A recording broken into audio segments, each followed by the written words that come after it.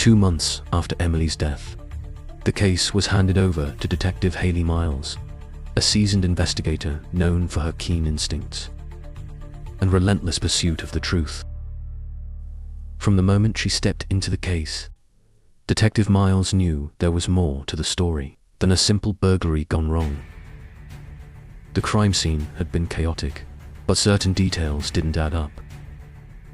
The apparent randomness of the ransacking felt staged, too deliberate in its machine.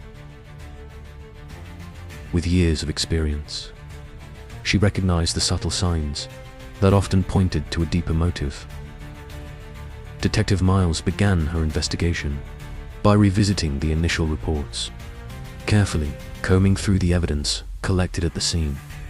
The focus initially remained on the theory of a botched burglary, but with each piece of evidence she reviewed, her suspicions grew. There were inconsistencies in the way the scene had been disturbed, and the manner of Emily's death suggested something far more personal than a mere robbery.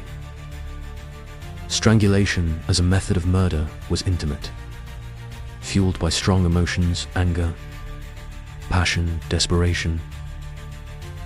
It was clear to Miles that Emily's death was not just a random act of violence. As part of her thorough investigation, Detective Miles began questioning everyone who had been in contact with Emily in the days leading up to her death. Laura Morgan, as a close family friend and neighbor, was among those called in for questioning. Laura presented herself as the concerned and supportive neighbor, expressing shock and sadness over Emily's tragic death.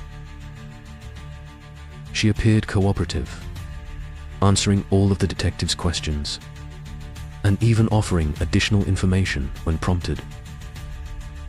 However, Detective Miles was trained to observe more than just words. During the interview, she noted subtle signs that made her uneasy. Laura's hands trembled slightly, and there were moments when she seemed to hesitate before answering.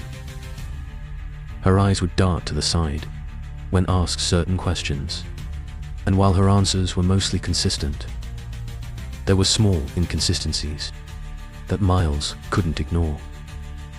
These observations weren't enough to accuse Laura of anything outright, but they planted a seed of doubt.